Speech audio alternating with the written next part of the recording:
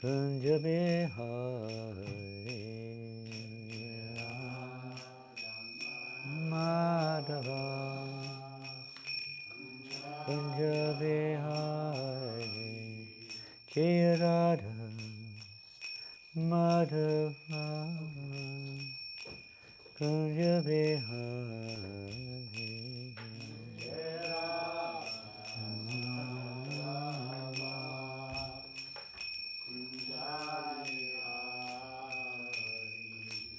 Yapi Janababa Giribaradhari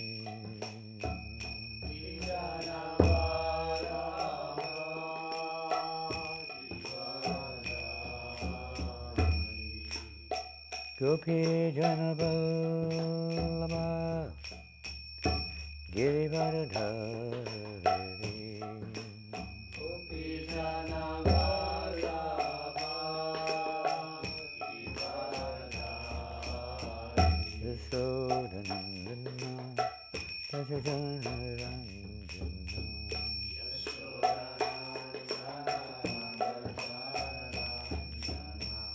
Yashodanandana Rajajanarandana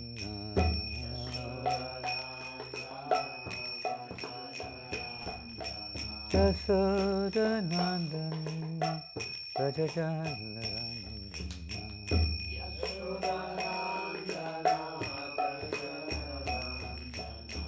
Yamuna Tira Panachari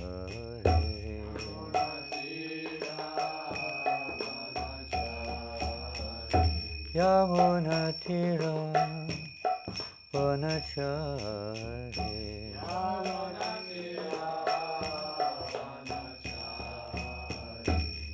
Jaya Radha Madhava Kunja Bihari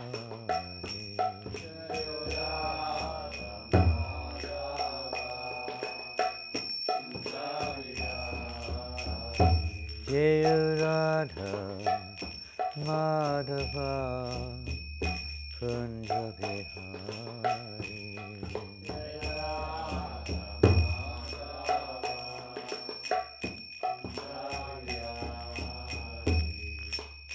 Hare Krishna, Krishna Krishna, Hare Hare,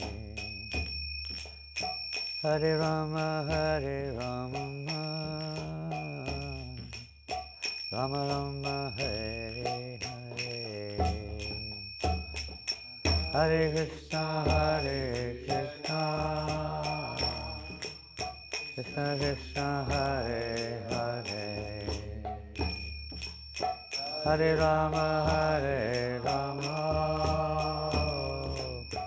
Rama Rama, Hare Hare,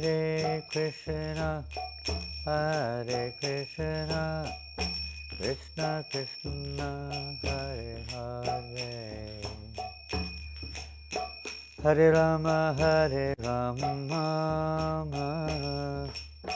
Rama Rama, Hare Hare,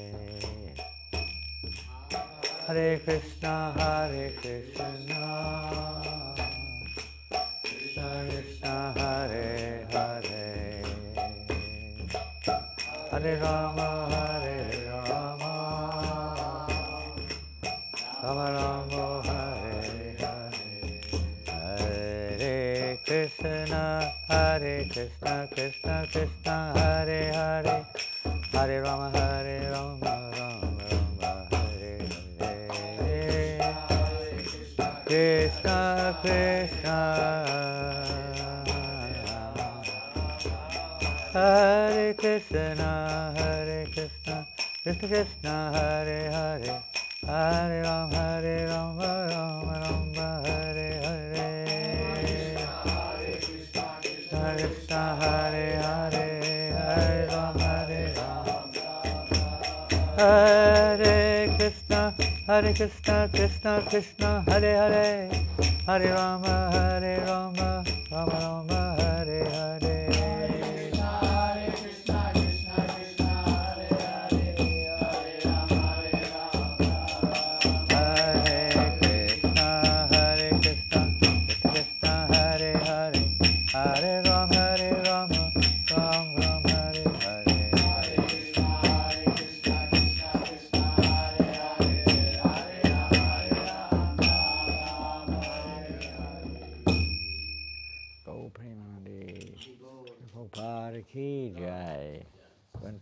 Srimad Bhagavatam ki jai. Gaura Premanandi. Shri Shri Nitai Sachi Sutta ki. Shri Shri Jagannath Baladev Shabadu ki. Shri Shri Radha Parasishwara ki. Transcendental Book Distribution ki jai. Shri Prabhupada's Transcendental Book Marathon ki jai. Gaura Premanandi. All glories to the assembled devotees. All glories to Sri Guru and Gauranga. All glories to Sri Prabhupada. Namo Vishnu Padaya Krishna Prasthaya Bhutale Srimate Bhaktivedanta Swami Name Namaste Saraswati Devam Gauravani Bacharya Neva Sesa Sanyavadi Pastacharya Shatari.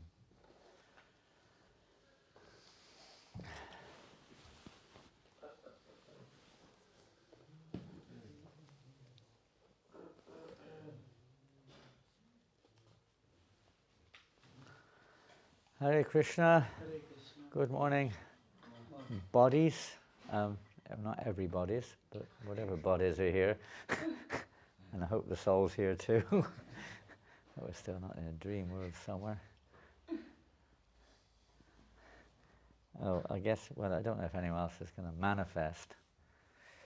No, here they come. Arriving. So we just quickly read yesterday's. Should we do it now, or do you think more of us will come later? No. I haven't been here, so I don't know. Didn't see them. Maybe they're already out on Sankirtan. Yeah, they must be already out. Yeah. Busy morning today. Is it a holiday today as well? No. It's not. In England they have a holiday today as well. Yeah, today's the big day. Boxing Day is the big day. That's when they really enjoy. It is holiday actually. Public holiday? It is, of course. Shops are closed? Well, it's not they don't have school. It's not For not you, I a don't vacant know. day, but this is holiday for school. School holidays, yeah. Okay, school. Yeah, for But the 2 banks weeks. are open. Banks are open. Yeah, Everything's is normal. Yeah. Just the It's school not holiday. a vacant day. No, it's not a real holiday. Not a public holiday, they say public. Yeah, in England it's a public holiday. Many countries, Boxing Day, 2-day holiday for Christmas. But anyway, whatever it is, it is.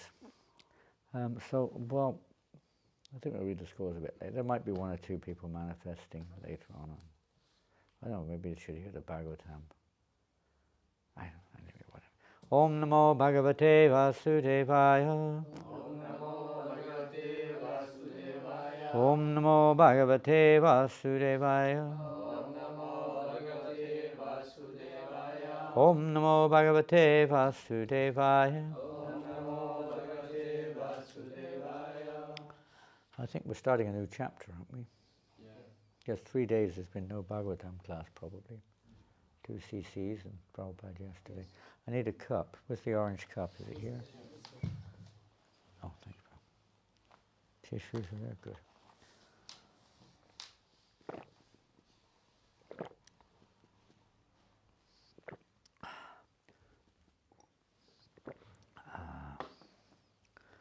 What verse you have on the board? I'll read the first 2 verses, then we'll go on to the 3rd verse. Shri Shukuvacha tenon tenyon yato surapatrang harantas jaktasodidaha Shripanto dasudharmana ayantim dadvishu sriyam. Sukdev Goswami said, thereafter, the demons became inimical toward one another. Throwing and snatching the container of nectar, they gave up their friendly relationship. Meanwhile, they saw a very beautiful young woman coming forward toward them. Amazing how the mind works, the demoniac mind. Huh? Even though you're sometimes, you're supposed to be friends, but when there's some sense gratification involved, then you can sort of suddenly become enemies and kill each other over it. And then the wealth is there, but then a woman comes. And they're like, you ever seen ducks? You know ducks? You have ducks in France? You know what ducks are? Yeah. You throw something to the ducks, they all go there. But if you throw something at somewhere else, they all run over there. and then they lose it. They lose both. They're so lusty, so greedy. And there's a demoniac mentality.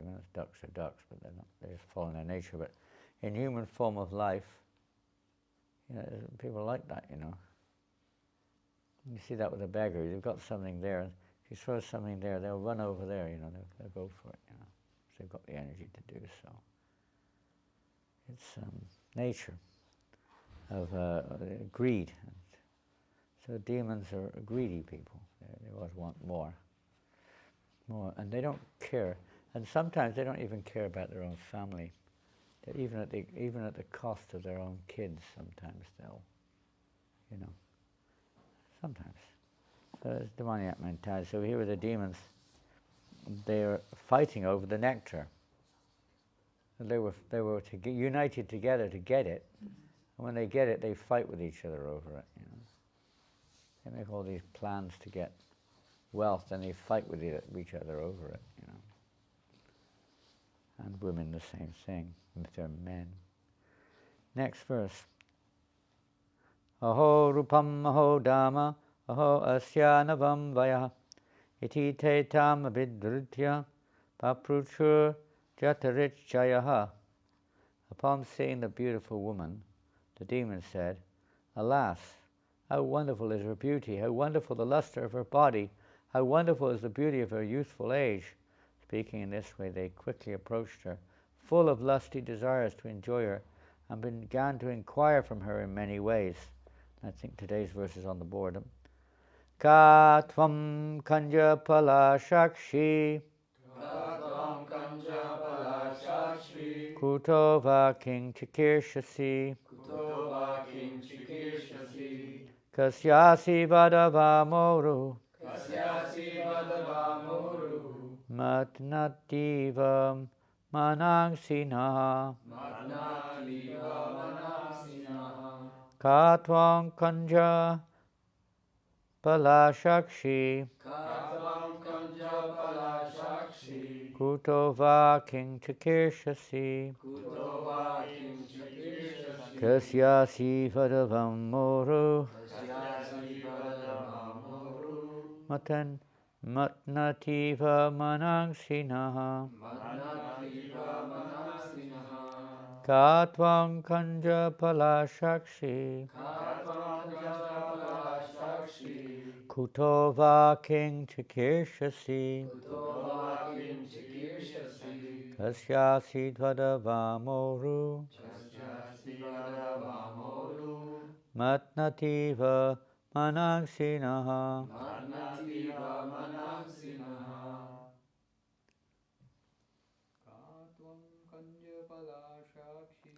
Katvam kanja pala shakshi kuto va king chikirshasi kasyasi vadavamoru matnativa manangsinaha. Katvam kanja pala shakshi kuto va king chikirshasi kasyasi vadavamoru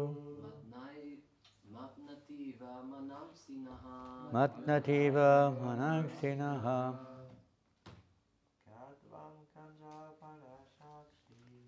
Katvam kanja pala shakshi kuto va king chikirshasi kasyasi vadavamoru matnativa manangsinaha. Ka. Who? Tvam. Are you? Kanja palasa akshi.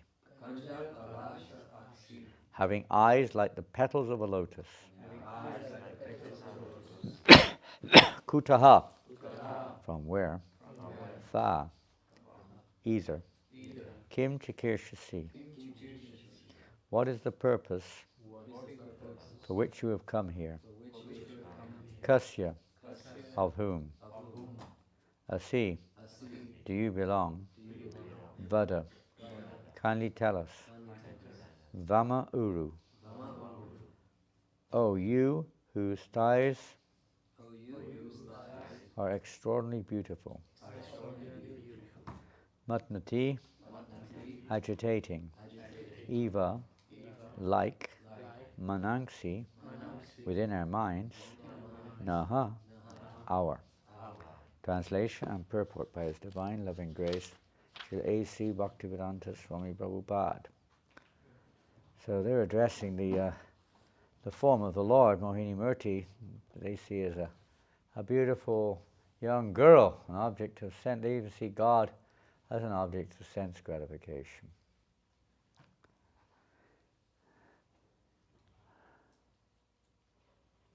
Oh, wonderfully beautiful girl, you have such nice eyes, resembling the petals of a lotus flower. Who are you? Where do you come from? What is your purpose in coming here?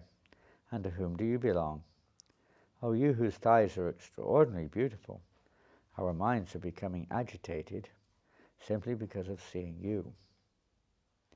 Purport. The demons inquired from the wonderfully beautiful girl, to whom do you belong? A woman is supposed to belong to her father before her marriage, to her husband after her marriage, and to her grown sons in her old age. In regard to this inquiry, Sri Vishwanath Chakravarti Thakur says that the question, to whom do you belong, means, whose daughter are you? Since the demons could understand that the beautiful girl was still unmarried, every one of them desired to marry her.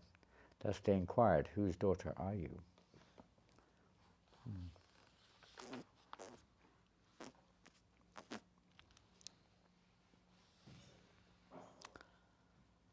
Om Jnana Timrandasya Gyananjana Shalakaya Chakshur Militam Yena Gurave Namaha Sri Chaitanyam Tapitam Yena Bhutale Svayam Rupa Kadamayam Tadati Shvapadantikam Namo Vishnu Bidaya Krishna Vistaya Bhutale Srimati Bhaktivedanta Swamiti Namani Namaste Saraswati Devam Gauravani Pachardine Nivastesha Sanyavari Pastachade Shatarne Sri Krishna Chaitanya Prabhu Nityananda Shri Advaita Gadadhar Srivasadi Gaur Bhaktivinoda Hare Krishna Krishna Krishna Hare Hare Hare Rama Rama Rama Hare Hare.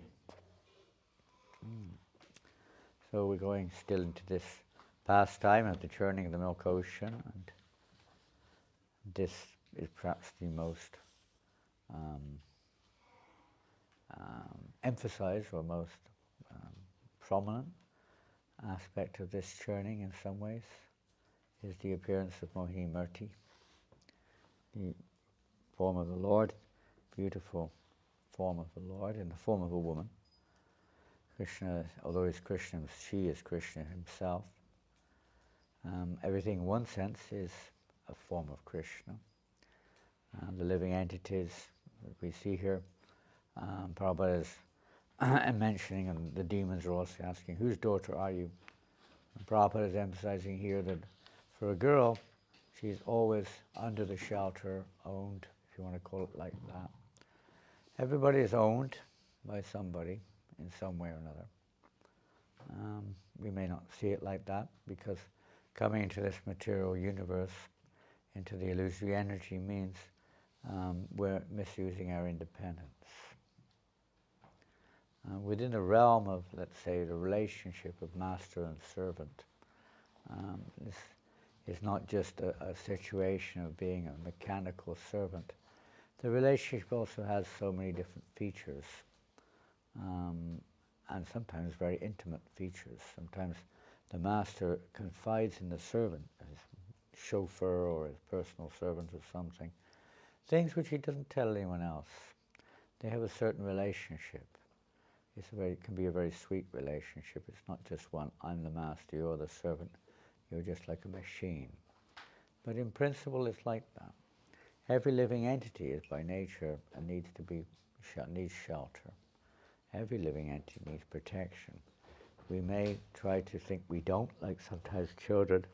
They think they can maintain themselves independent of their parents, independent of their protectors, etc.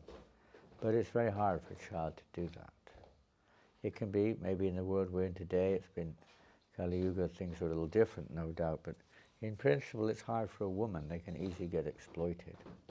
It's a dangerous situation, more so for a woman than it is for a man. It's dangerous for everyone, but it's more so for a woman. So in Vedic society, women were held in high respect, and they were given just like if you're wealthy, you protect your wealth, you protect your property, you protect your body, you protect that which is dear to you. So women were protected in society. They were not made public property, so to speak, so that everyone could, like here, Mohini Murti is manifesting herself as if she's it's actually Vedic terminology. Any woman who's not under the protection of others is considered to be a prostitute. Of course, that isn't the situation which we would put forward today, obviously, because the whole world is like that. But that was the tradition. No lady would be loose, so to speak, free. In that sense, they would always be under shelter. Not something that would go down very well with modern philosophy or modern lifestyle. You could say people would definitely object to that one. But that was the principle, to protect them from being polluted, being misled, being exploited, being hurt, and so on and so forth, so that they could live their life properly and hopefully come to perfect their human form of life. So that's the idea. But that's also the case for every living entity. Every living entity is by nature female. Although we may be in a male body, that doesn't mean we're males. It's just a body which is just like if you're wearing a blue coat, that doesn't make you a blue coat. The body is just a coat of the soul, as we all know. It's whatever it is according to our karma. We've received it, and that's so be it. And we should learn how to utilize that so we can realize we're not the body and realize our true identity, which is Prakriti. Every living entity is by nature female, and every living entity needs protection. But in this material world, we take shelter of the modes of nature, we take shelter of the effects of the modes of nature. And there's no real shelter. Living entity is constantly faced with danger. Constantly. Death is just one final feature, you could say, of this body, but there are so many dangers within our time within this body. So many dangers are there in terms of unwanted circumstances. Jai Radha Paraseshwar ki Jai. Jagannath Baldev Sabhadra Shishintai Sati Sutta ki Jai. So many dangers. Samasrita ye padapalava prabham mahapadam punya yasho marare. There is danger, padam padam yadvi padam natesham, at every step of our existence in this world. There is no such thing as not being in danger. So every living entity, male, female, animals, everyone needs protection. Every living entity is in a danger. At any moment we may be, either by the one form or another, a manifestation of the material energy may take away what we've got, injure us, cause some problems. Miseries of various kinds are there, caused by our body and mind or other living entities or nature itself. There might be an earthquake. We don't get earthquakes here very often. We did have, funnily enough, the first one. I don't know whether it was a very often experienced, but at New Mayapur about 2 months ago, we actually had an earth tremor. Suddenly everything started shaking like this. I never expected that. Some kind of minor earthquake near La Rochelle or something. And we felt a bit of it. But generally that's not the case, and certainly not a very fearful one. But if you've really been in earthquakes, then you really know what it's like. You've got no protection. There's literally not much you can do. You can run out the house and hope for the best if you get out in time, in case it comes down on top of you. But it's a very scary experience in one sense. There's nothing you can do. It's not like you can fight back. You can try to get out of it, but you can't guarantee that will work either. There's danger at every step, or some kind of, wind, you know, hurricane, whatever you call them, cyclone, whatever it is. You can't, you know, that's very scary. Or to speak of something like a tsunami, a wave 100 feet high coming towards you. That's just some natural things, and anyway, sicknesses. This material world is no shelter for the soul. There's no real shelter in this world. It appears to be some kind of shelter there, but there's no real shelter. We take shelter of sense gratification. The demons think that they can protect themselves. Another aspect of demonic mentality. They think that they can protect themselves from whatever it is that's a problem, and they make all kinds of arrangements to try to protect themselves. And to some extent it's natural, of course it's natural. But they depend entirely. They don't depend upon the actual shelter of taking shelter of the lotus feet of the Lord. They take shelter of their own karmic strength, their own karmic intelligence, their own karmic whatever abilities they have, and so on. They take shelter of that, and sometimes they take shelter of each other. Of course they do that predominantly in society, although not successfully, but they try to make arrangements to give protection to each other in society, police force, doctors, so on and so forth, hospitals, army, and to try to protect them from danger. But there is danger at every step, and you can't avoid it. Even within the family there is danger. And here we see amongst so-called members of the same party, they're fighting with each other. They're risking each other's lives to obtain sense, because it's all based upon this principle of thinking we are the Purush, we're the enjoyer, everything is meant for our sense enjoyment. And as soon as that's the case, then we're definitely going to get an animalistic mentality. You see clearly when there's, for instance, if there's a corpse, dead corpse, various creatures, not all, but dogs and jackals and birds, different creatures will all try to possess that dead body for themselves, to eat, of course. But the same mentality as they're in a live body, many people want to enjoy that person, male or female, especially in the female body. Many men want to enjoy that personality, an individual. So that's animalistic mentality, demoniac mentality. To want to enjoy or to want to experience Nandamoya or Nandamoya Bisat, material sense pleasures, is a perverted reflection of the natural pleasure of the soul when the soul is in the correct situation, in the right shelter, rightly situated. When something is rightly situated, it functions in its normal condition. Otherwise it's malfunctioning, and one tries to make all kinds of adjustments to try to satisfy the natural needs of, in the case of the living entity, of the living entity. Anything like that. When it's not rightly situated, like a square pin in a round hole, it doesn't fit. No matter what you do, it's not comfortable. Everything has its part, everything has its place. Every living entity has its place. We are misplaced in the material world. Although we try to make this place a nice place, we try to find our place in the material world, but the real bottom line principle is we don't belong in this world. There is, to some degree, there is a Swadharma, our conditioned position in this world, and Vedic society is there to make that as simple as possible to facilitate the realization of our eternal Dharma, a Sanatana Dharma. But in the material world, very few people are serious about that. They limit themselves, they identify themselves with the situation they're in, rather than seeing the situation they're in as an opportunity to realize their true situation. They're locked in by their own desire, not by anything else. It's not by anything else that causes this. There's a little story Srila Prabhupada tells of one king, and he's in his court, in his room with all of his courtiers and ministers and Brahmins are sitting there and so on. And he's inquiring, he's kind of perplexed as to how is it that, why is it, how does this work, that, we're kept into Maya like this, that Maya keeps us bound up like this. Why is this?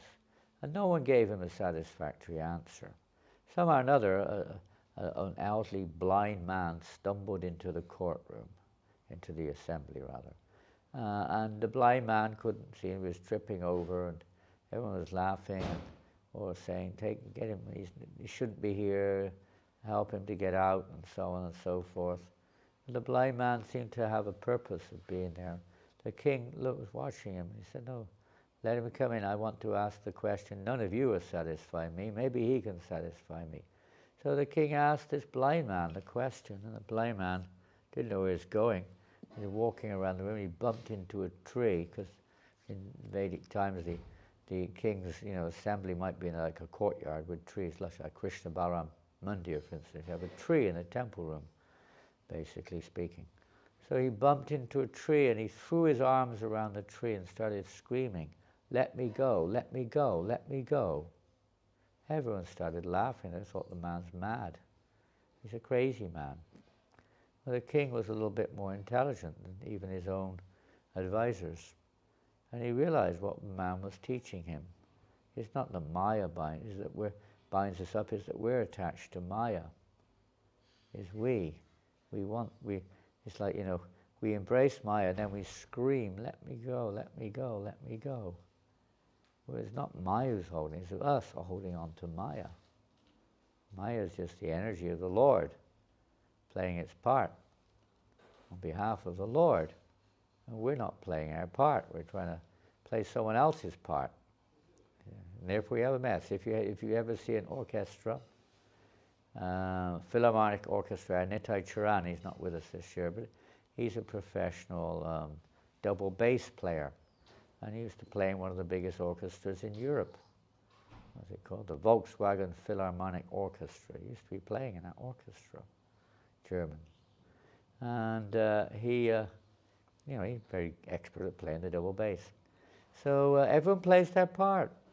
Someone plays the flute, someone plays the violin, someone plays the bass, someone plays the cello, someone plays this and that. Triangle, whatever it is, piano, so many saxophones, so many instruments are there in an orchestra. But everyone plays their own instrument. They don't try to play others. And they play harmoniously. They don't just play it independently, try to be heard the more than others. If everyone plays independently, you get a mess, just like here. They're all trying to put their heads forward. I want, I'm the best, that's mine. This is the demoniac mentality, the mentality of those who want to be independent of Krishna and want to, not play our part. We want independence, misuse of independence. Brings it about. The demonic mentality means misuse of independence, whether it's original or you could say in the phenomenal world that we're in, they still want to misuse their independence, do things which are against the laws of Dharma or religion. Everybody's affected, especially in Kali Yuga. Everyone's affected. And although theoretically we may know that we are part and parcel of Krishna, we're meant to satisfy Krishna, we're meant to be under the shelter of Krishna, we still take shelter of our minds, we still take shelter of our attachments, we still take shelter of other conditioned souls, etc., material energy, in so many different ways. And we don't really put Krishna's desire in the center of our lives. By putting Krishna's desire in the center of life, now, what is the purpose of, the Papa would say, you have a beautiful woman, the purpose is to connect her to Krishna, to see her as Krishna's, to bring her or introduce her to Krishna. This is, you could say, proper utilization of the tendency to be attracted to beauty, is to offer whatever we have, whatever we do, whatever we eat, whatever we offer, whatever we give away, should be done as an offering unto me, Krishna says. So we try to learn how to offer everything to Krishna, even when we're attached to it, even when we're in illusion, even when we're still thinking with ourselves a bit in the center, The process of change is to offer everything to Krishna, not to see that as an object of our sense gratification. That's not an easy one, but that's the process. Accompanied, Jiva Goswami, I don't know much, but Jiva Goswami says that if we chant the holy name of Krishna in the process of our lives, it helps us to become free of the propensity to see ourselves in the center as the enjoyer. There's this tendency to see ourselves as the doer and consequently as the enjoyer. And we tend to see others around us in relationship to ourselves. This is the illusion, that we see how others affect me. We don't see it in relationship with Krishna. We see it in relationship to ourselves. I like, I don't like. Mostly our life's based upon that principle. Whether it's food, whether it's people, whether it's situations, whether it's service, whatever it is, we tend to see it according to how I feel. Krishna conscious person sees it how it relates to Krishna. This is transformation. So therefore, for those who are conditioned, which basically means everyone, to seeing themselves in the center as the enjoyer and everything around them as something either to reject or to accept, there are principles of freedom, regulative principles. If one wants to get freed of the miseries of material existence, Krishna says, you have to follow the regulated principles of freedom. Regulated in eating, sleeping, mating, defending, even recreation, everything. Regulated by Vedic injunctions, not by our own, let's say, concoction, but by Vedic standards. And this way, gradually, it's like training a wild horse. The wild horse gradually becomes tamed. Their mind gradually becomes tamed. A lot of objection will be there. If you try to tame a wild horse, the wild horse is not very enthusiastic about it, to say the least. It takes time and a little bit. You just have to give and take a little bit. It doesn't happen all at once usually. Anything can be said like that, drug addiction, any kind of addiction, everyone's got some kind of addiction, no matter what it is. To get free of that addiction to the material energy, there's a regulated process given in the Vedic scriptures, generalized and sometimes specialized, of how to gradually, that's why we have on certain days, in all religions of the world, certain fast days are there, certain restrictive processes, don't do this, don't do that. It's not that that's the goal of the religion, it's just that as long as we're doing those nonsense things, there's no way we're going to make spiritual advancements. So some kind of regulation or restriction is there. It's like with meeting. If you really are addicted to meat, and then eat meat on a certain occasion, and eat certain types of meat by doing certain types of your sacrifices, offerings before you eat it, helps to reduce the propensity over a period of time. But of course, one has to follow the injunction, not that we just take advantage of it and concoct our own methodology, which happens many times. So it's a whole science for the human being. No such things are in place for those in animal bodies. But in human body, male or female, there are certain principles which are there, which are meant to free us from the illusion which we're in of identifying ourselves with this material world, this material body. So those regulated principles are there, but in our case, of course, it's meant to go a little further. It's meant to awaken an attraction or attachment to Krishna. For most people, it might just be detachment from that which causes suffering. Ultimately, a self-realized soul, yehi samspashajo bhoga dukhi yoni evate, has no interest in all these objects of sense gratification, because he knows they are causes of misery if he doesn't take pleasure in the activity itself, what to speak of the fruits of the work. He has no interest. His interest is on the spiritual plane, even whether they're Mayavadi or Vaishnava. Every spiritualistic person knows that. There's no question. Prabhupada says, spiritual advancement and sense gratification go ill together. They don't mix, like oil and water. So a gradual, step by step, a little bit, and then, following Vedic principles, gradually helps the living entity to get free of this addiction to sense enjoyment, to seeing others as an object of my sense gratification, because that is the demoniac mentality, whether it's in the mode of goodness, passion, or ignorance. If we see ourselves as the enjoyer of the objects of our senses, it may not mean you're a demon, but it's the demonic mentality to see things like that. To see that that belongs to me, this is meant for my enjoyment. It sounds like almost like we have no position whatsoever. That's the unique feature of devotional service, unseen by those who have connected with devotional service. The pleasure, I remember one time in Australia, there was one lady, her son joined the temple. She was a Christian, and so was her husband. And they tried everything they could to get their son out of the temple.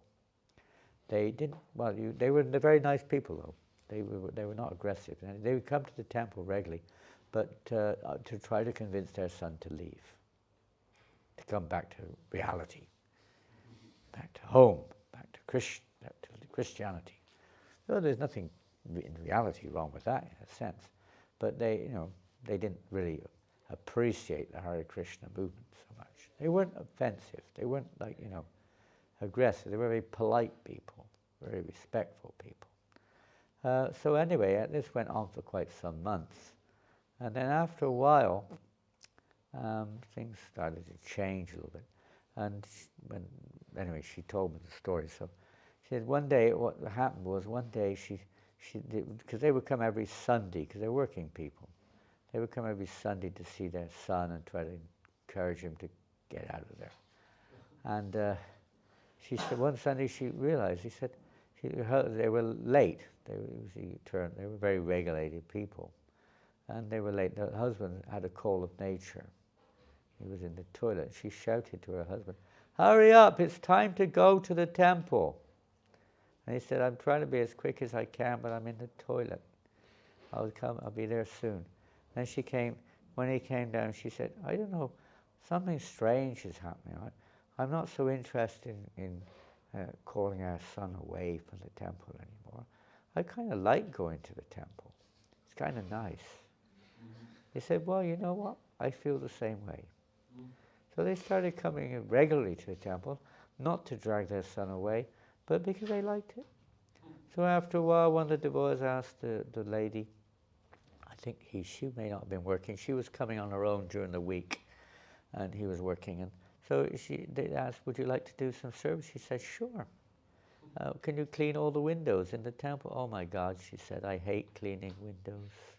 It's the one thing I don't like doing in the house is cleaning windows. I always leave that to my husband." And I said, "Well, that's what's needed." I said, "Okay then, I'll give it a go." After an hour or two, she cleaned the windows, and the devotee said, "Thank you so much, you've done a really good job. I thought you didn't like cleaning windows." "I don't like cleaning windows," she said, "but I don't know what's happened." She said, "Today I feel happier than I've ever felt in my life. I think these are not ordinary windows. These are Krishna's windows," she said. "That's why I feel happy. They're Krishna's windows." She had a realization that it's not a matter of doing things. It's a matter of seeing Krishna there. What does Krishna like? It's for pleasing Krishna is the constitution of the soul, not to please ourselves. Our tendency is to please ourselves. And it's a heavy word to use, but it's the demoniac mentality. But the devotional mentality is to always think what will please Krishna. It's a big topic. It's the whole topic of Bhakti Yoga. But that's the principle. And that's what we're missing. That's the only thing missing.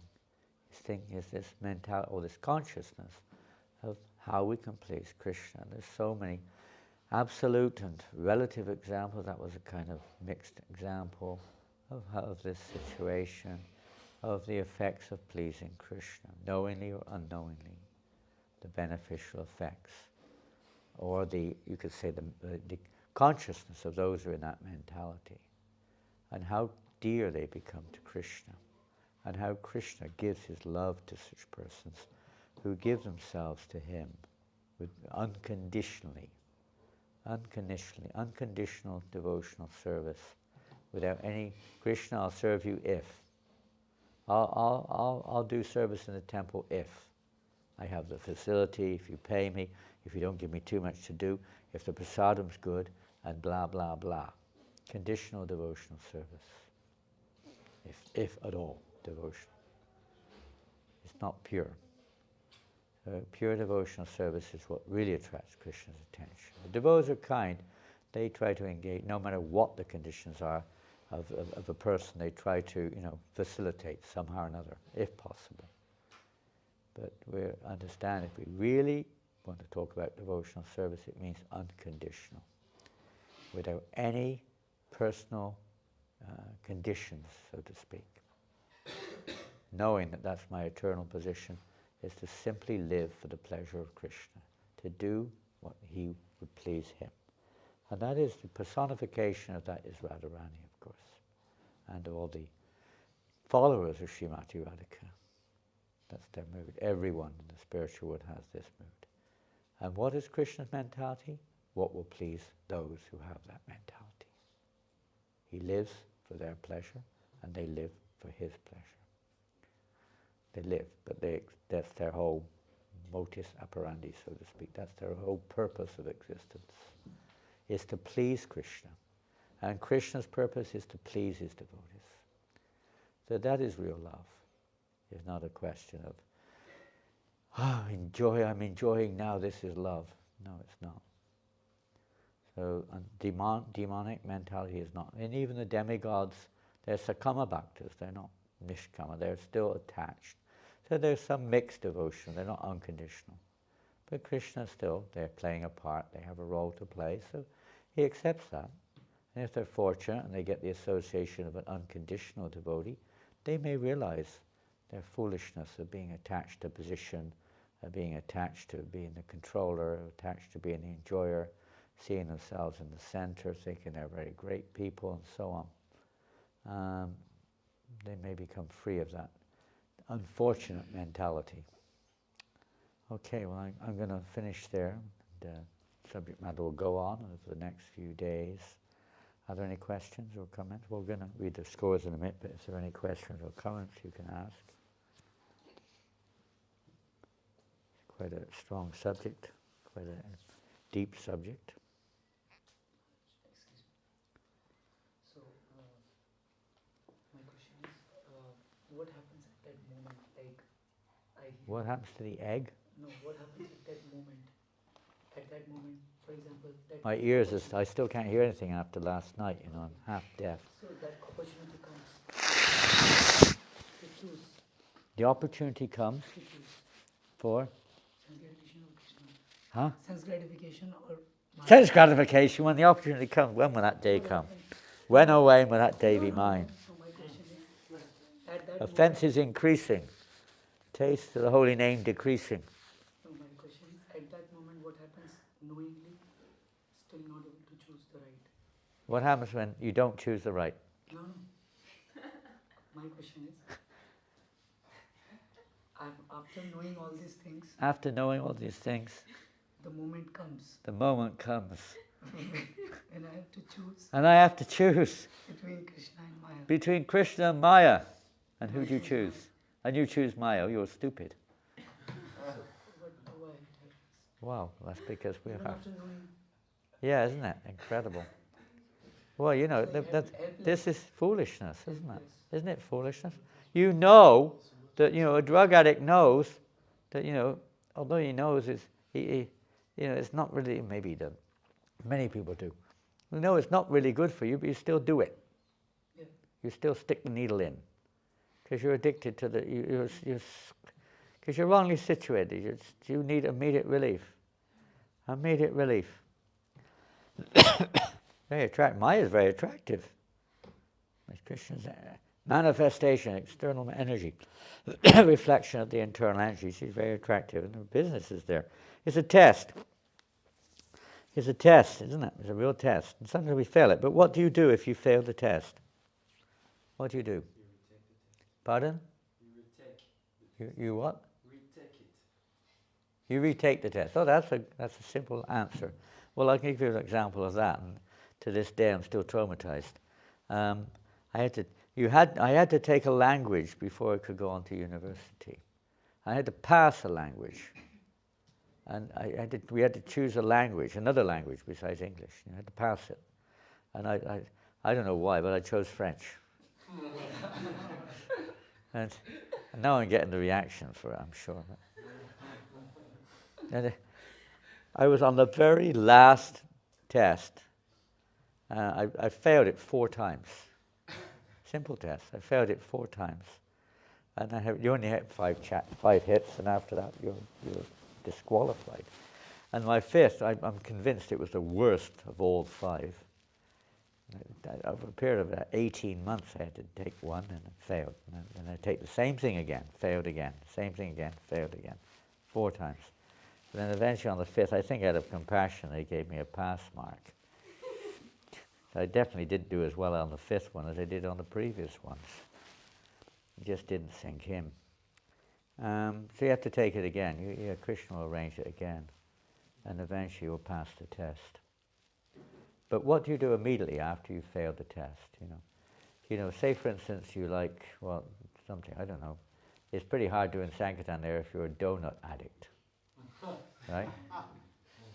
What's that place we go down there? Layal. And you're right in front of a brand new, which looks very popular. I don't know what they taste like, but it's a donut shop, right? Am I right? Yes. Hot donuts? Hot donuts. It says hot. Hot donuts. And if you're a donut addict, I don't advise you to go there to do book distribution. It'd be difficult, right?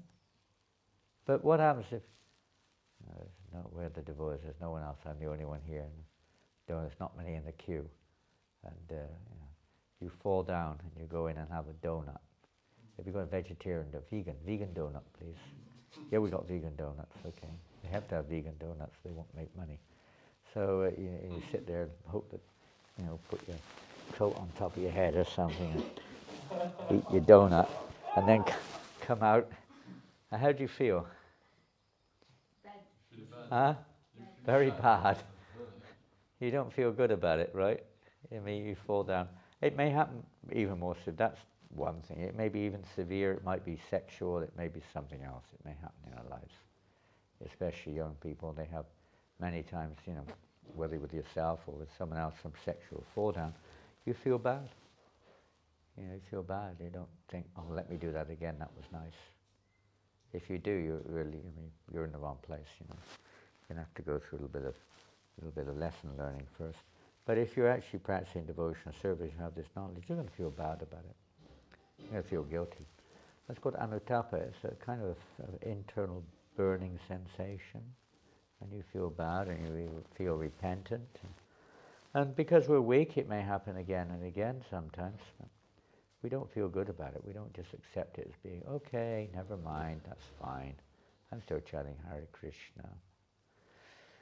That's not a very good mentality. That means it will go on lifetime after lifetime until we wake up. But we will feel repentant. We'll feel bad about it if it happens. Because we're weak. Material energy is strong. We have a lot of attachments in this world. You're coming from perhaps a different background to some of the devotees here. Western conditioning is perhaps a different. Sometimes the conditioning, and you may not be one of those, but for Indian people, oftentimes the conditioning is a different kind. Just like Priyarana, that man who came yesterday, nice guy. You got him to clean the tables, I think. But no. Our family tradition is we follow our uncle. Our uncle said in Bhagavad Gita, there's Karma Yoga, Raja Yoga, and Bhakti Yoga. And our line is, we cannot go beyond Karma Yoga. My uncle told us we cannot read beyond Karma Yoga. I'm not interested. Karma Yoga, I'm doing my karma, and that's it, full stop. They're conditioned like that, they won't go there beyond that. Very attached. Absolute, straight out, he said that before we started. Fixed in, attachment, conditions. So Krishna, a little pious, so Krishna's giving them a little connection now. But people, they're rigid in their, I'm this, I don't do this, I don't go there. They're stuck in their ways. All religions are like that. No? I'm a so-and-so. No, we don't, this is, no. They box themselves in. They're in a kind of conditioned state. And of course those outside of that are conditioned by sense gratification in other ways. But it's a limiting factor, and there's no repentance there. There's no repentance whatsoever. Whereas a devotee repent, they feel genuine. It's not just a matter of going within the religion saying sorry. There's nothing I can do about it. And thinking yourself proud that you went, I believe, and therefore I can do any damn thing I like, and it's okay, It's that's not repentance. You don't want it.